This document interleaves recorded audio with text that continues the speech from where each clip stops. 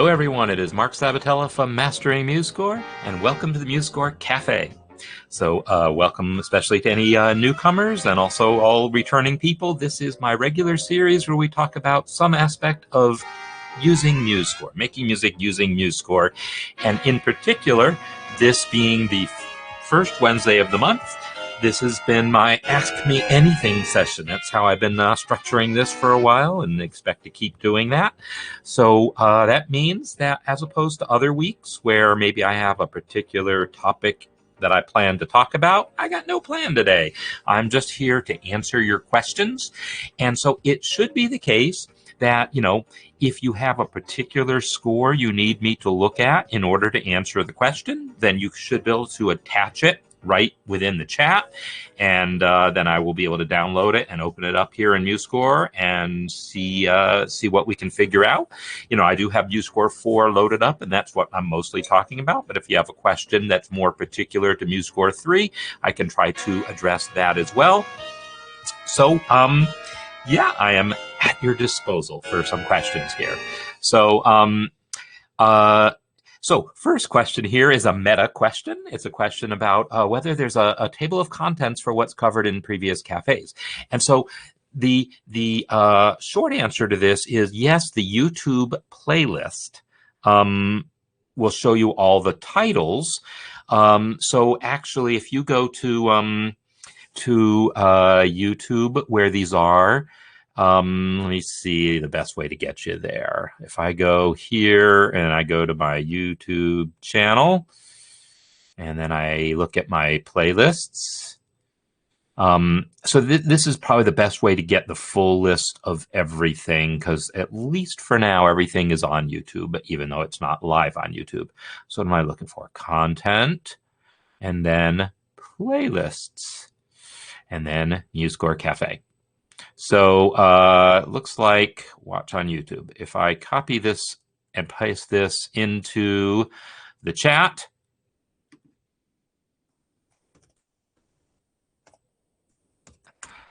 that will show you all the things, and you'll see the titles. Now, for Ask Me Anything sessions, well, the specific questions, no.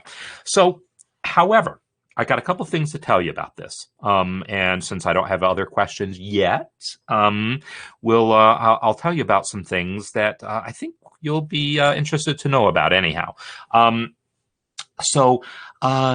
the Ask Me Anything sessions, we cover a lot of different topics, and every once in a while, someone has volunteered to go through and kind of mark up, put in links to all the specific things. So you can do that. All you got to do is type like the time code followed by a space followed by some piece of text, and YouTube in the comments will automatically turn that into links to the proper place. So it is possible for anyone to go through one of these videos and create kind of a table of contents for that video. That's one thing. Now here's another thing that I've alluded to before, and I just got notification this morning that it is coming. Like next week is going to be an official announcement. Still won't be there won't be there yet, but it's going to be announced next week. And that is a chat type AI feature within this site, within the MuseScore community. There will be a feature where you can just type a question and it will answer that question and give you links to the information. So that will work to search for any videos that are stored on the community site. Now, right now, the cafe videos are not actually stored there. They're stored on YouTube. So as things come together, I will probably be moving the videos onto the community site so that chat will work. And then you would be able to ask, some question, and then it will give you a link to the spot in the video kind of automatically. That's the theory anyhow. So we'll see how that works, but it's going to be announced next week. Hopefully there'll be a beta test that I can take part in, and then over the next month or so, maybe we'll be seeing this. So that is an answer that answers some aspects of the question, even if I can't answer everything about it. So I'm still waiting on an actual specific question about using MuseScore. Are y'all feeling so good about it that you don't have any questions? That can't be, right? There's got to be some questions. And, I'm happy to fill space by just talking about random things also. But let's see. I'm hoping, there'll be more questions. So let's, Gijs has a question here about having two scores and placing one on a second screen. So let's see. So you're talking about two physical screens, like two physical monitors attached to your computer, and somehow putting one on one screen and one on the other screen isn't working. To be honest, I don't have two screens to test this with, so I don't know what specifically goes wrong. Are you saying that maybe if you try to copy and paste from one to another, it doesn't work if they're on separate screens? I guess I'm not really sure what's going wrong. As far as I know, having it on separate screens should be supported, but I guess I've never actually tried it, so I don't really know. Now, Gijs, I'll definitely be interested to learn more about this, and then we can maybe go over to the forum and or GitHub to learn a little bit more. Okay, Rachel has a nice simple question, then I can get back to Richard's. Rachel, the reason why 402 doesn't delete 401 is that, unfortunately, it sometimes does and sometimes doesn't.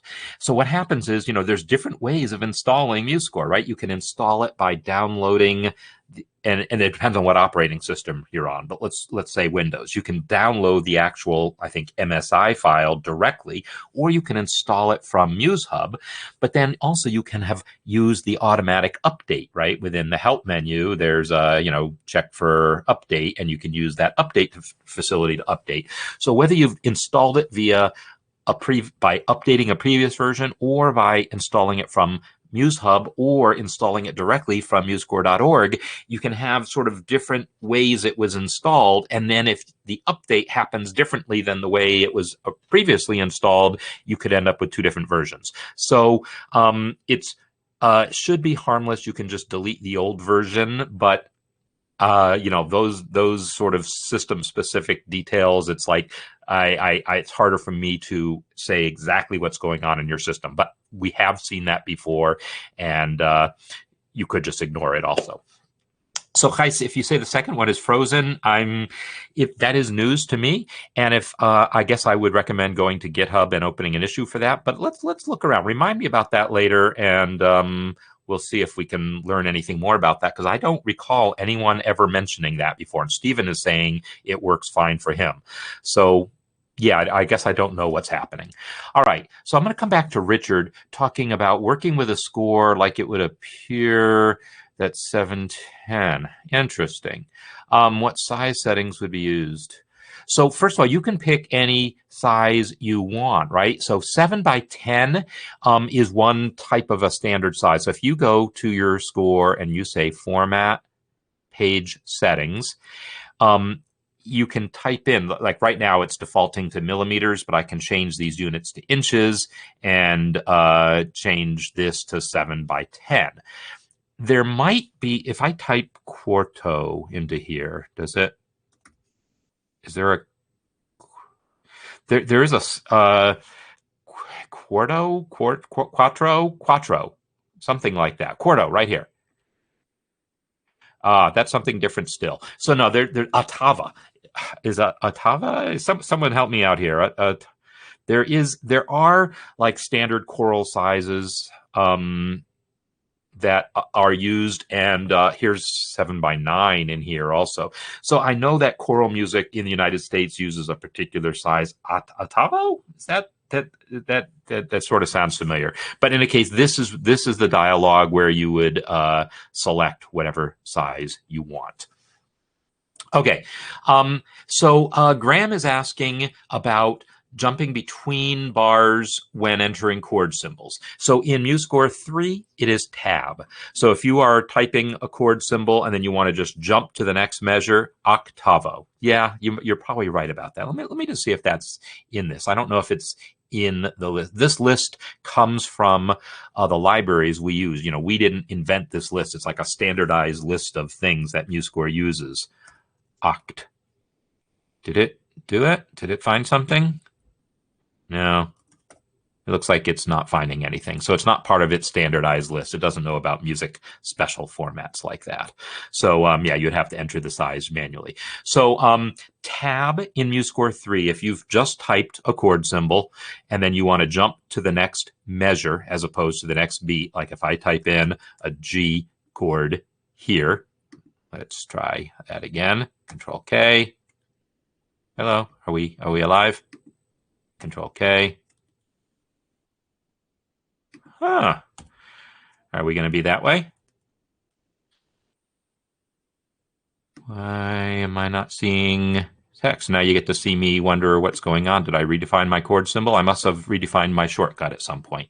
So I'll have to look and see what I did. I probably was playing around with things. And actually, something is funny here because now it's not accepting keyboard entry either.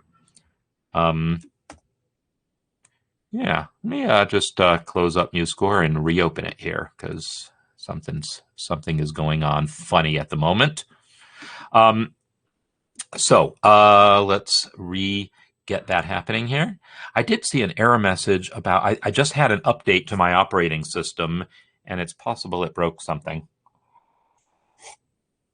But it, most things were working. I've been using MuseScore here.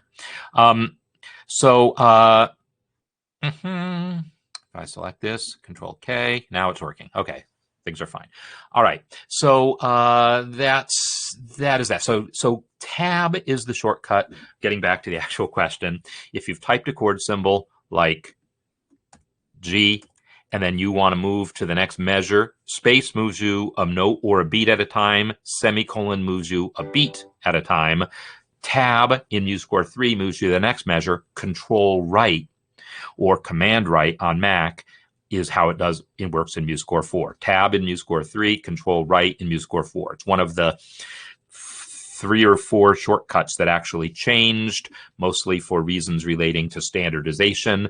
In this case, tab is supposed to be an accessibility shortcut, and we were sort of using it inappropriately in MuseScore 3, so we've switched it to Control Right, which is the same shortcut that you use, like if you're entering notes. If I'm entering a note, or if I'm just selecting things, right? If I've selected, let me select a note here. I'll select this note here and press Control Right. That moves me to the next measure, right? So in MuseScore 4, Control Right. All right. Let's see.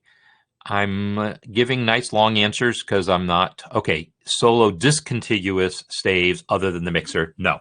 If you want to solo staves, you'll open the mixer. So F10 or the mixer button to open the mixer, and then hit the solo buttons. In MuseScore 4, for those of you who aren't aware, selecting staves will solo them. So if I select just the horn staves here, and then press play,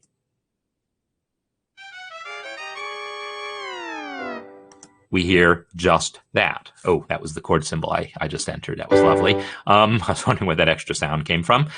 So MuseScore 4 has that nice feature where you can select staves to solo them, but they have to be contiguous. If they're discontiguous, you need to use the mixer.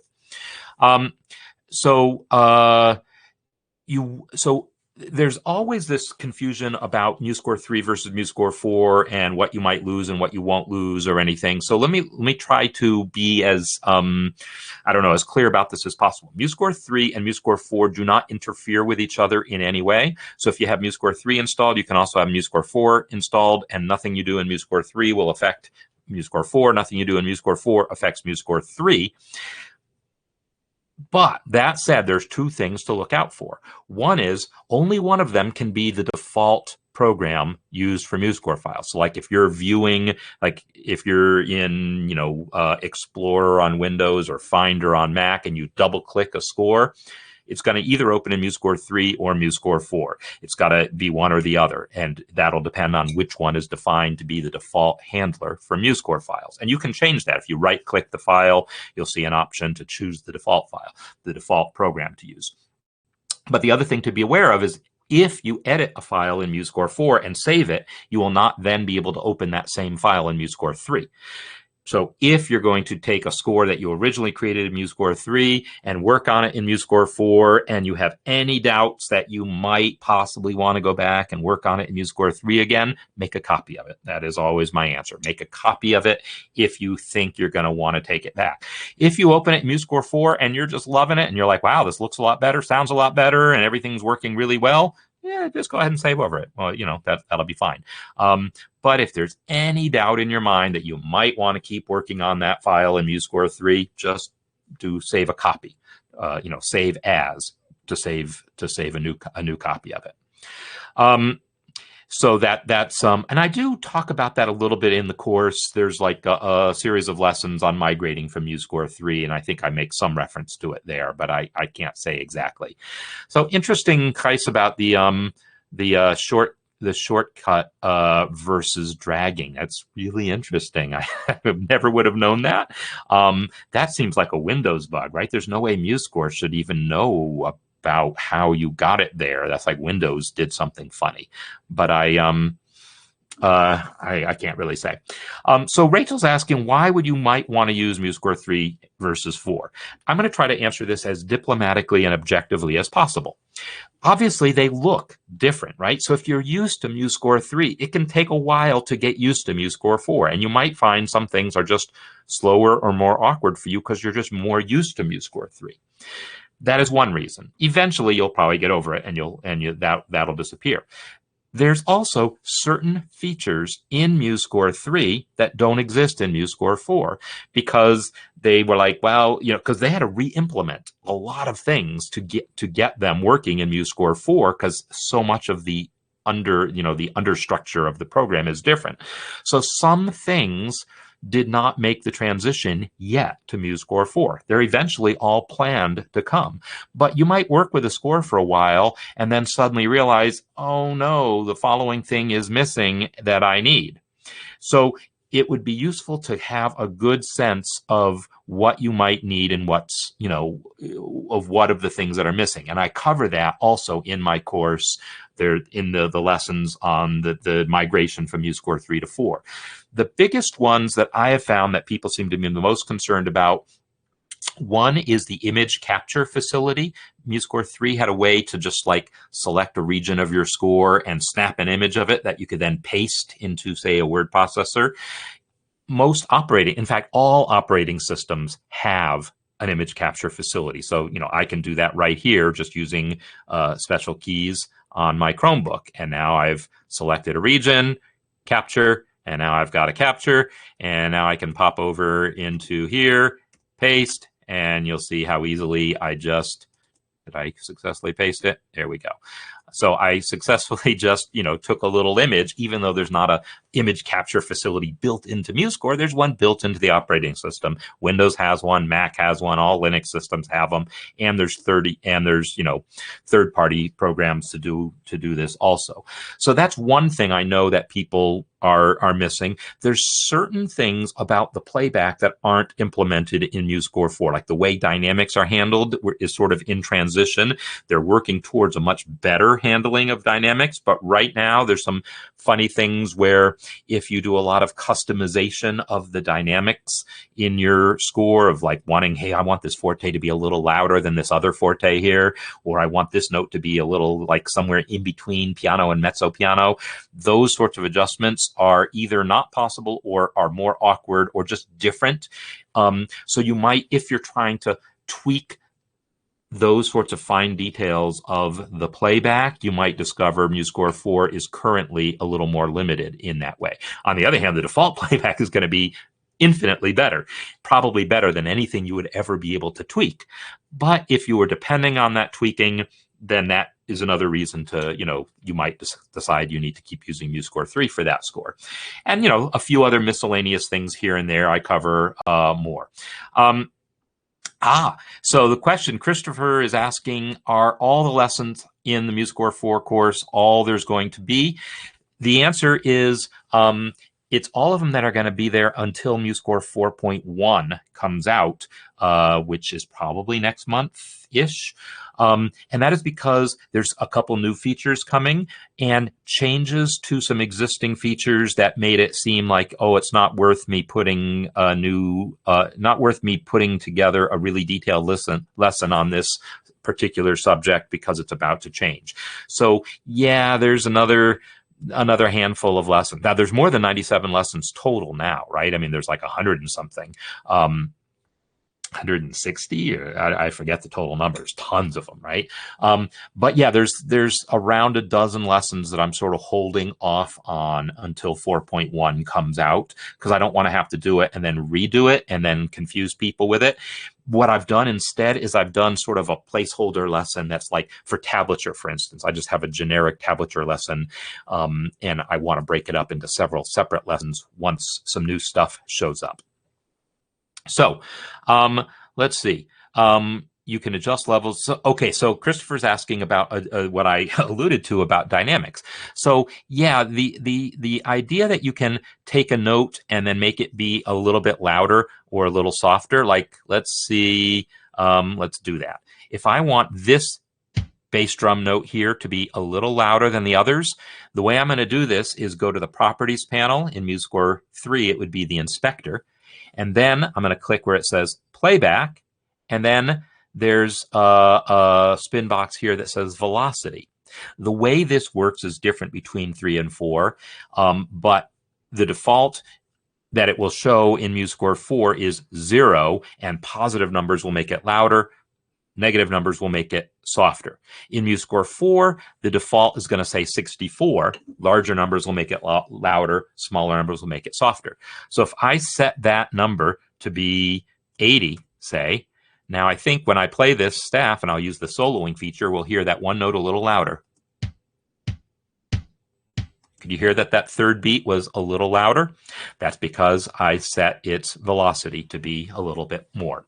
So that works, but it's a bit limited in that it's it doesn't work with Muse sounds yet, and you can't do that tweaking as you can't set the dynamic itself to change. Like you can't set the velocity of the dynamic. You do it on the notes, and eventually there's going to be a really nice sort of graphical interface for that and all sorts of interesting, more sophisticated ways of being able to really fine-tune the volume of each note in your score really easily. But as I said, that's coming, like 4.2, 4.3, whatever.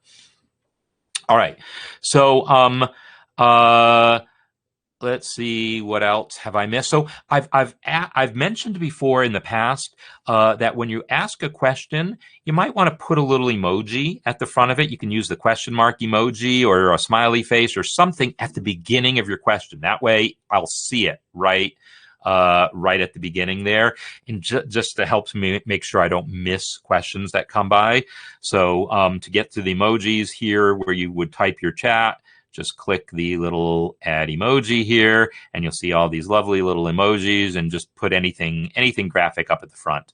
And Christopher, yeah, I have exactly the same concern. This, when I mentioned there will be a graphical interface to do this, yes, presumably, I mean, they know accessibility is important, and digital audio workstations have solved that problem. I assume it will be solved similarly, but it's all still in the design stage, so I can't really speak to exactly how it's going to work.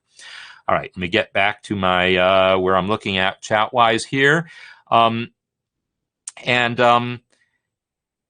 Yeah, and so Chayana, I still don't know. I'm going to refer to people by their names here. I know you go by other nicknames on other spaces here, but yeah, and the fact that MuseScore 4 can be a little more slower to work with larger scores is definitely a consideration for some people. I haven't found that I haven't worked on a score big enough for that to be a noticeable issue on my machine. It also depends on how fast your machine is, how much RAM it has. Yeah, there can be cases where you might find it starts to slow down more as you start getting bigger and bigger in your scores. And MuseScore 3 does also, but maybe doesn't get as slow as quickly. So Kevin's asking about clearing the recents window. And yeah, that's actually really simple. Let's see, I'm going to go to File, Open Recent, and you'll see this long list of files here. And if I scroll all the way to the bottom of that list is, man, well, if I get all the way to the bottom, my list is so long I can't even get to the bottom. But anyhow, that's where it is. If I go to File, Open Recent, there is a clear option there. So I'm going to use my keyboard now to scroll up, see if I can get there. Supposedly, maybe I'm there. I don't know. But my list is so long, I just can't get there. That's a little distressing. How do I get there? So for some reason, I'm not able to get to that clear recent files there because my list is apparently too long for it. But there is a clear recent files there under Open Recent. So that's how you would clear it, and that clears it from the home panel as well. I wonder if there's some other way to do it from the home panel. I actually don't know that. Let's see. In the home panel, is there a clear button in here? Doesn't look like there is. Anyhow, that's how you would do it. Now, you can also clear more than that. If you go to the Help menu and say Revert to Factory Settings, that will clear that as well as any other customizations you've made. So that's something else you might want to know about. All right, so let's see. So when you're talking about the bug, I assume you're still talking about the screen switching thing, because yeah, that's unfortunately not one that I can help with there. And Bob, I do like your suggestion to Kevin about maybe just rearranging staves temporarily. Oh, I've got another one for you, Kevin. This is really a cool one for MuseScore 4 specifically. It's not as viable in MuseScore 3. But let's say that, let me go back to my score here. I've got my MuseScore Café. I'll go ahead and close the mixer. I don't need it at the moment. I've got parts for all the individual parts here: trumpet, saxophone, trombone, etc. But what if I just wanted, say, trumpet and piano for some reason, or trumpet plus rhythm? Well, I can go to the parts dialog and then say create new part, and then open that part, and now come over to the instruments panel and say I want it to have trumpet and rhythm. And I'm just opening, I'm clicking the little eyeballs by them. And now I have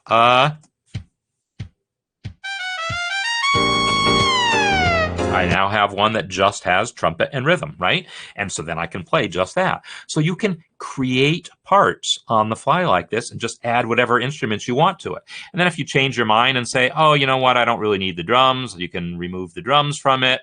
Maybe you really just wanted piano and bass. I can get rid of the guitar, and now try it again. Right,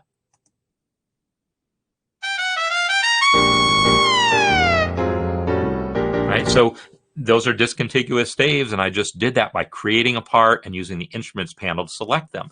And it's pretty simple to do that. Now, is that simpler than using the mixer? Well, no, not if you're just doing it once. But if you think you're going to often want to come back to that, to that particular collection, well, now you've got it. And now I can go back to my score, do other things, make other selections, blah, blah, blah, do whatever I want. Hear the full score again. Hear the full score for a minute. And let's say, yeah, I just want to hear that trumpet. Crash. I just want to hear just that little combination again. So that idea that you can create parts, add instruments to those parts, remove instruments from those parts on the fly, that's actually one of the really nice improvements in MuseScore 4, is how flexible the parts facility is. All right. Christopher, yeah, so for me also, your suggestion of using the up arrow, and that's normally exactly how you would navigate to the end of a list. And I use that trick a lot. If I go to the top and press up arrow, it supposedly gets me to the clear option. But what I found is my open files list, my recent files list was so long, it didn't actually do that. It just took me to the bottom of the screen. It didn't take me all the way to the bottom of my list because my list is bigger than my screen. And so for whatever reason, that didn't actually do the trick. And yeah, so I just don't know exactly how I would suggest doing it. I think I finally got there. I think I finally just got there. Yep. I have now successfully deleted my recent files. So it took me using keyboard access to it, which is, yeah, I love using keyboard access as opposed to mouse for a lot of things. And I had tried it and it didn't quite work, but this time I tried a little harder and got it there. So Rachel, how do you move from a closed system to a system with a single line for each? That's a great question. So let's go ahead and do it. I'm going to create myself a score. And so first of all, she's talking about choral music. So I'm going to create, I'm going to use the choral template here and say create from template. And I'm going to say SATB closed score. And I'll create with a closed score one. And now she wants to change from closed to open partway through the score, right? So the way we're going to do this is, let's say I'm going to put a system break after 4 bars. And let's say that starting in bar 5 is when I want to switch to open. So, oh yeah, I wanted to define the terms. Closed is what we're looking at here. We have S and A sharing the top staff, T and B sharing the bottom staff. So what I'm going to do now is I'm going to go to the instruments panel and I'm just going to add a couple more instruments. I'm going to add, we'll add an alto and we'll add a bass. You can do this multiple different ways. I'm going to choose to do it this way. And actually, Elizabeth and Christopher, I would love your input on this because I'm always not so sure what's going to make the most sense when accessing a score via keyboard navigation and screen reader. But in any case, I've got four staves in my system here. And now what I can do is just use the ones that I want. These aren't ordered the way I want, so let me drag the alto to the second one, drag the bass to the fourth position. And then what I can do is I can add notes to the combined staff here, and now in voice 2. And then on the combined tenor staff, similarly in voice 1, enter some more notes. And then add, in voice 2, add some bass notes. So I now have soprano and alto combined, tenor and bass combined. The alto and bass are empty, right? On the next system, I'm just going to use all 4 staves. So I can now put 7, C to type that C. Let's go down to the bottom staff, and there's my E, down an octave, down another, and G, and down another, and C. So I now have something where the first system is only using 2 staves and they're combined, and the second system is using all 4 staves, right? Now I can go to Format. Actually, I don't even have to go to the Format menu anymore. It's another nice little thing. I can go to the Properties panel, make sure nothing is selected by pressing Escape, and I can just turn off the display of empty staves.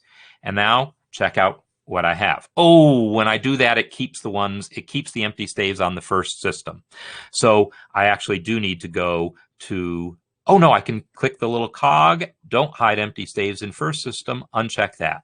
So now I have exactly what you asked for, Rachel. I have the first system has the closed format, soprano and alto combined. The second system has open format, each part on a separate staff.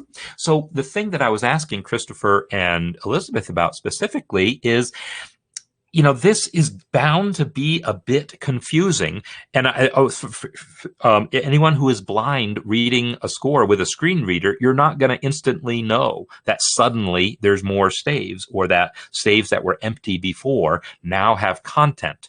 So it's a little bit awkward probably to read this, but I'm going to say there's 2 different ways we could do it. I did it by reusing in this example by reusing that combined staff, right? That top staff here with the C on it is the same staff I was using for the combined staff. I'm thinking it's probably going to be better to not reuse that staff, to add a new staff just for the soprano part. And the reason I'm thinking this is, well, for a couple of reasons. One, it might just make things simpler to only use the combined staff when they're combined and then only use the separate staves where they're separate. But I also think then if you're reading this with a screen reader and you're going from note to note, and then suddenly you come here to this note here, if you all were listening to that, you couldn't tell that anything changed. It was a whole note C on the first staff, whole note C on the first staff. Even if I had my screen reader enabled, it wouldn't be giving you any feedback that it had just switched to separate, 4 separate staves. However, if I had used 4 new staves and left the old staves empty, you would suddenly come to an empty measure, and yet you'd be hearing the music, and that would be a little clue that, oh, I bet they switched to open score there. So I don't know if that makes sense, but I'm trying to answer this without going into a ton of detail, but I have to go into detail to do it. But I think I would actually have added, I would go back to here and actually add myself a soprano and a tenor as well, so that, and then position them as appropriate also, soprano, alto, tenor, bass, and then get the SATBs together. So now I have SATB and soprano and alto and tenor and bass. So the places where I want closed score, I'll just use the SA and TB staves. The places where I want open score, I will just use the soprano, alto, tenor, and bass staves. So I'll use whichever ones I want at the moment and leave the other ones blank, and then hide empty staves will give me the effect that I want. So if I get rid of those guys, I would move those notes onto those new staves that I just created for soprano and so forth. So is there a way to reorder the staves with the keyboard? And yes, there is. So that is good to know. I'm not going to claim this is simple. It uses what I think of as the worst accessible dialogue in MuseScore, which is one of the very first ones you see, and that's the same one used to add instruments to your score. So if I press I to bring up the instruments dialogue, in fact, can I turn on my screen reader and have you guys hear this? Let's do it. I'm going to turn on my screen reader. Oh, is it going to work? I'm not sure actually if my screen reader is going to work here because the way I've set up while I'm demoing. Screen reader on. Add or remove instruments frame. Okay, I guess it does. What I'm going to do is I'm going to press Tab until I get to the list of instruments. Search read-only text. Order. Choir. Customized. Combo box. All right, so I'm in the 3rd column of the instruments dialog right now. I'm now going to cursor down. Women. Yes. Men.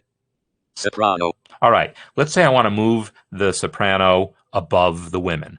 I'm now going to press spacebar to select the soprano staff, which gave no feedback, and we know that that's been submitted as an issue. But now that I've pressed spacebar to sort of select the soprano staff, I can now press Tab. Move selected instruments up, push button. And now you hear there is a push button to move it up. When I press it, it actually moved the soprano up higher. No feedback, which is not good. This is, as I said, the worst accessible, it is the least accessible dialogue in all of MuseScore.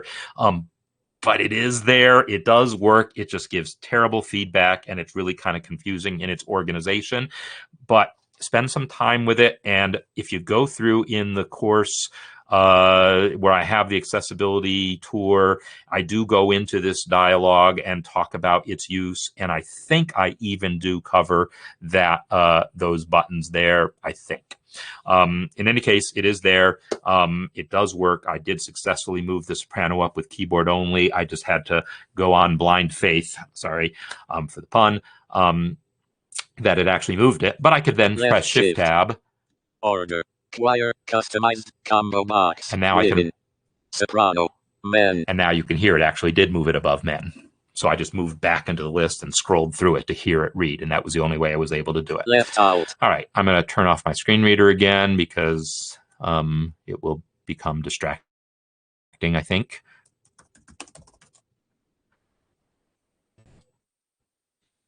All right. So Screen reader off. there we go. All right. So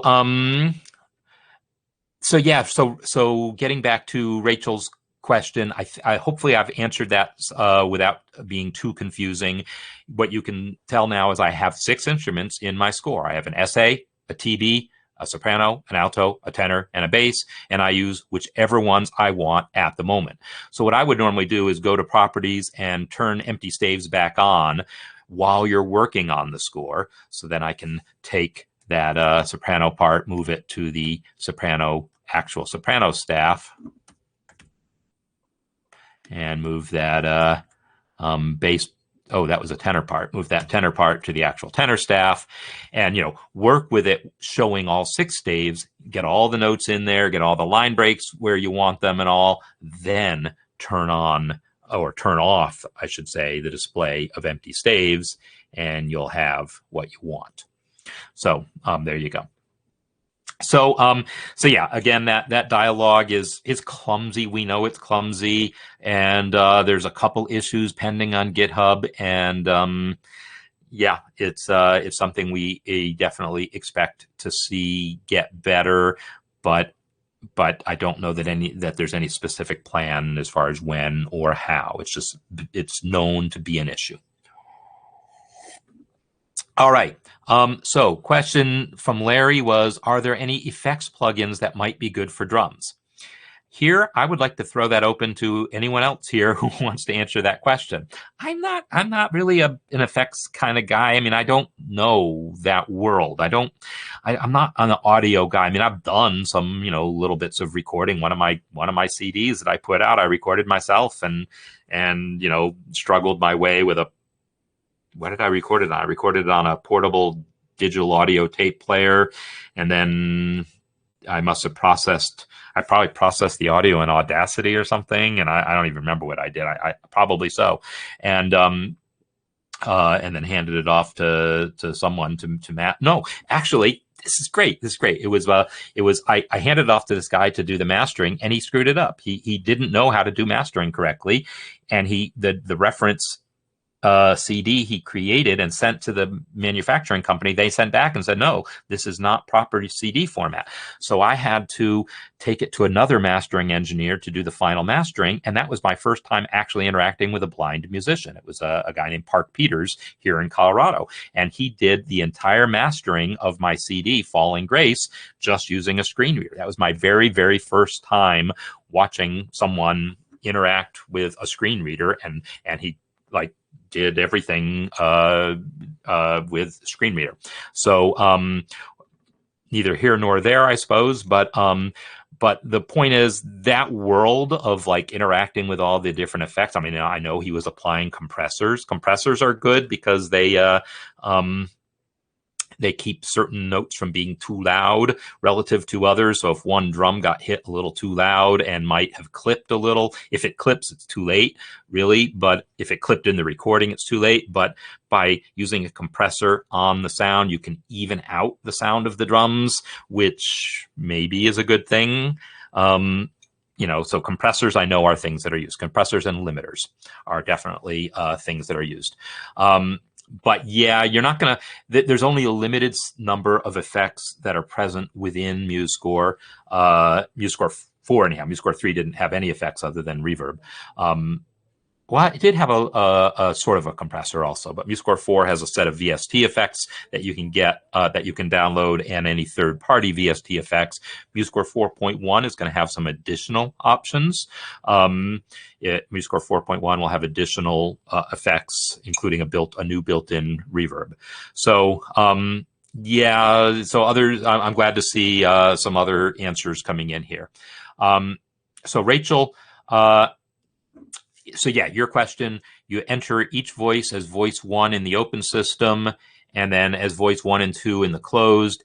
Yeah, so yes, exactly. Voice 1, I was having to think what you meant by voice one. You mean voice one in the MuseScore sense of 4 voices per staff, not voice one as in soprano specifically. Yes. So the soprano in the open system, soprano is voice one on the top staff, alto is voice one of the next staff, tenor is voice one of the next staff, bass is voice one of the next staff. In the closed system, it's soprano voice one, alto voice two, and on the bottom staff, it's tenor voice one, bass voice two. So yeah, using effects to get special effects like the artillery sound, yeah, that's even another whole thing. That's like really knowing your way around effects. But as far as just sort of the standard effects that are applied to drums in general, I know compressors slash limiters, which are things to sort of reduce the dynamic range. Okay, so one reason why this is a thing, by the way, I do know a little about this stuff, is if you listen to a drum set from a distance, the sounds all blend together and there's all this resonance, where hitting one drum causes sympathetic vibrations on other drums, and the overall effect is a constant volume. However, the way drum sets are typically mic'd, there's a separate mic on each individual drum, and this will it'll exaggerate any differences in, like, you hit one note a little louder than another, one drum a little louder than another. It would have been evened out by, if you were standing back from a distance, but with the close miking, it can exaggerate those distances. So, and that's essentially what happens when you're using, synthesized music. It's as if you're close mic'd every single drum. And so you can end up with situations in a live recording where you need to compress it. In MuseScore, you hit a snare drum 7 times in a row, they're all going to be the same volume, right? You're not going to have a case of one being too loud or one being too quiet unless you went out of your way to do it. So there will be less of a need for the compressor or limiter in MuseScore generated drum parts, but in live drum parts, that is a thing for sure. All right. How to make the fat question mark? Yeah, and actually you can search in the, yeah, Larry, absolutely, you got it right there. The search box. There is a search box there. So once you click on the smiley, in fact, let me just show it here. Once you've clicked on, let me move this out of the way. Once you click on the smiley, let me even get that away. So if I'm typing a message and then I click on where it says add emoji, this pop-up shows up, and at the top of that pop-up is a search thing. And if I type in question, that shows up. You might want to use the exclamation question mark one, or just do the question one twice. I double-clicked it, and I probably shouldn't have. Oh, yeah, because when I double-click it, I know what double-clicking does. Double-clicking is my special pop out the chat command. So that's a special thing that I put into place so that I can have my chat visible while I'm doing MuseScore stuff. All right. So the question is now, have I missed something else? I see someone commenting about, Shanna, you're talking about 4 effects on one instrument: compress, EQ, chorus. Yeah, you can do a lot of interesting things with effects for sure. I know Dave had in the community had also posted some interesting use of effects for different sorts of things. Great, and I see you've got a image of your effect settings, and it'll show up in my pop out version later. It doesn't show up immediately for some reason. Let's take a look here. Let's go back to the chat. So yeah, you've got, and you're using now. Is this 4.1 that you're showing us here in that image there? I'm curious because, no, I guess that might be just multiple VST effects, right? But the new 4.1 thing is kind of cool. It's got these aux sends, and you can like have just one reverb unit and multiple channels all sending to that one reverb unit rather than a separate reverb unit on every channel, which is just the more correct way to do this. And Joanne, great to know that you got that working. So, all right, let's come back to my score, come back to my popped out chat, and let's see if someone else has a question that I can help with. I think I'm pretty caught up at the moment. Oh, yes, that is 4.2. Yeah, 4.0.2. Tab to add emoji. Oh, yeah, and also So yeah, Christopher, you've got the instructions to get to the emoji thing. That's great. You might also have emoji shortcuts, right? Because those are semi-standardized, like the way colon dash parenthesis right parenthesis will give you an actual smiley face. There's sometimes shortcuts depending on your keyboard and your operating system and browser. Like when I just typed the colon into the search box, it automatically popped up the thing. If I then type, yeah, I don't remember if there's certain ones that, yeah, there's certain combinations of keystrokes that may pop it up instantly. All right. So, John, I did just see your question there about Amazon Fire, and I actually answered that also in the community. No, that's just not possible. I mean, I shouldn't say it's not possible, but Fire is an Android, and Android, it's just a particular version of Android. iOS and Android are mobile operating systems that just don't have anywhere near the amount of framework that would be required for MuseScore to run. So it's extremely unlikely there will ever be an iOS or an Android version of MuseScore. What is possible is that a stripped down version of it that runs in the cloud, kind of like Google Docs is like a stripped down version of a word processor, right? It does most of the things you need a word processor to do, but does it in a way where you can just run it in your browser. I would absolutely imagine something like that coming to MuseScore. In fact, it's been talked about by the design team as something they'd like to see. They've talked about ideas about how it might work, but that's still years in the future. So no, if you are wanting, John, to run MuseScore on a tablet, it's pretty much got to be a Windows tablet or a Chromebook tablet. I used to have a Chromebook tablet here, but it got stolen. But yeah, the only ways to run, and because as far as I know, there are no Mac tablets. Someone could correct me if I'm wrong, but I don't think there has ever been a Mac tablet. So if you specifically want a tablet, it's going to have to be a Windows or a Chromebook tablet. And there's lots of Chromebook options for tablets, but most of them run an ARM processor. That's the brand name as opposed to Intel. And MuseScore isn't officially supported on ARM, but it does work. There is a build, and I posted in the community the link to where you can get it or how you can learn how to get it. So, and I did have MuseScore running on my Chromebook tablet before it got stolen. I'll probably buy another one at some point because they're relatively cheap. The Windows tablet, like here is my Microsoft Surface, and it has a keyboard that is just magnetically attached. And so when it's detached, it's a tablet. MuseScore is not very usable without a keyboard. It's very awkward to use, but the keyboard is really nice because you can take it off and do other stuff without it. And to put it on, you just snap it on, and then it also functions as a cover for your screen. And it also then wakes up the computer when you open and close it.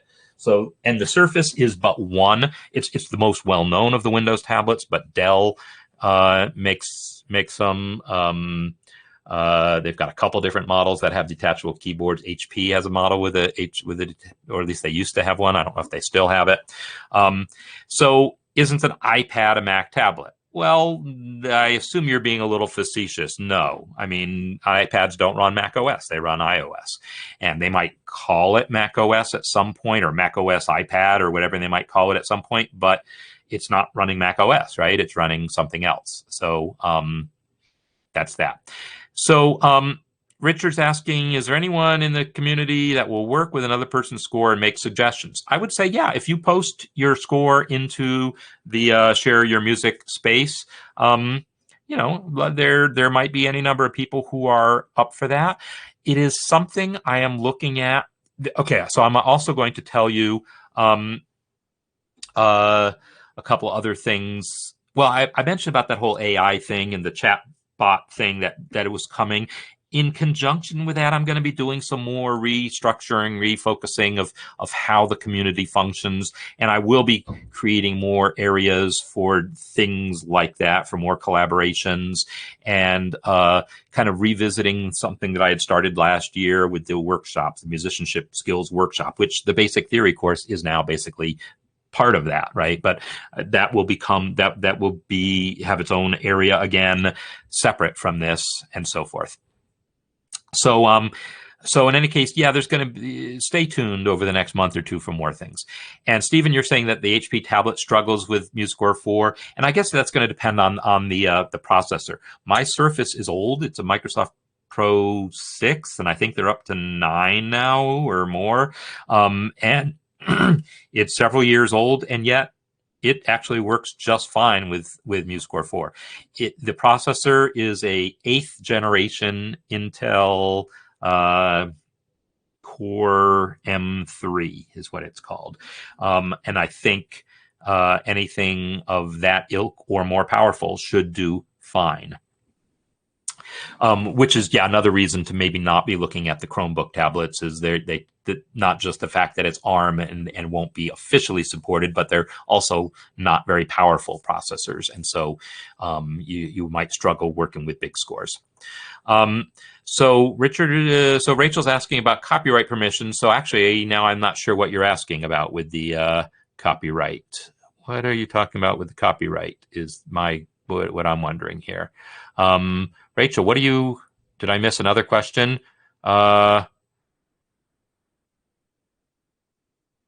So yeah, tell me more what you're, you're talking about the sharing business. Well, if it's one person posts a score and they say, hey, I give you my permission to use this score, then there shouldn't be an issue. Now, if we're talking about a score that is your arrangement of a pop song or something, that is another issue, because then people would have to be able to download the score, and to download from MuseScore.com, you need a pro account, and I can't really legally allow people to upload scores directly to the community that are copyrighted music either. So there you go. So Rachel, I don't know if that answers your question or not, but yeah, if the music is music that you own, then you can share it and just give people permission to work on it. So I'm about to the end of an hour, which is how long I generally like to do these. If anyone's got any further questions, or if I missed one further along, I keep scrolling backwards to see if I've missed anything. Don't see anything offhand that I've missed. I want to tell people something. Next week, I got the notification just before I left for my vacation in Florida that I'm assigned to jury duty next week on Tuesday. So those of you who are gold level members, I will most likely have to skip on my office hours. They have this system where you call the night before to see if you even need to show up or not. So I won't know if I need to show up until Monday night. So I'll make a final call on whether I can do office hours. So if I need to show up, I won't be able to do office hours. If I don't get selected for a jury, which most people don't, then I will be fine to do the cafe next week. If I do get selected for a jury, then it's going to depend on how long the trial goes, right? I've been on jury duty like 3 times. Once I got selected for a trial, and it was, I think, done in a day. But you never know. So there is always a possibility that I will not be able to do this next week, but it's a slim possibility. Chances are there's a good chance I won't have to show up for jury duty at all, and there's also a good chance they'll send me home pretty quick. And that's Tuesday. So probably by Wednesday, I'm good. All right. Richard was asking where I'm at in Florida. So I'm back in Colorado now. I got back Monday night. So I'm just outside Denver in Florida. I was in Jupiter, Florida, Palm Beach County. That's where my family lives, or at least where my mother is in Jupiter. They're kind of scattered. I thank everyone for the questions, and thanks for the comments, and thanks for everyone kind of helping each other out with additional suggestions and so forth. So let me pop back over to, since I did have a crash at some point, I need to actually reopen my, Oh, and you made me close my recent, you didn't make me, but I closed my recent files list. So I got to actually open a file here to get back to my, theme music, but I can't close out without my theme music. That feels wrong now. So I'm just stalling while I reload my theme. I clear my recent files list periodically. It was really long because I load so many people's scores for test purposes. So again, thanks everyone for all the comments and so forth. And yeah, I'll have another one next month. There'll be another first Wednesday session. So next Wednesday session will be, I'll probably plan on it being a little off the beaten path a little bit. So if it doesn't happen, it's not the end of the world. But I'm going to give it a 90% chance, we'll say, that Cafe will happen as scheduled next week. So tomorrow will be Music Masterclass. We're talking about chords. And in particular, we're looking at the Bach Prelude in C major in basic music theory, where I've been having people look at harmonic analysis of that, just labeling the chords and then maybe starting to think about how they relate to each other. I'll talk about that in more detail. And also, if we do have any music that's been composed by people that's been submitted recently that I think will make a good demonstration of what I want to talk about with chords, we'll take a look at some of that as well. So we can really just talk about how all the stuff we're learning affect real music. And next week we'll really wrap this up, tie it all together, talking about chords and melody, and then the summer comes and we'll have a couple of special projects that we can work on the summer. And so I'm looking forward to some interesting things that we'll get to talk about this summer. Thanks everyone, and see you next time.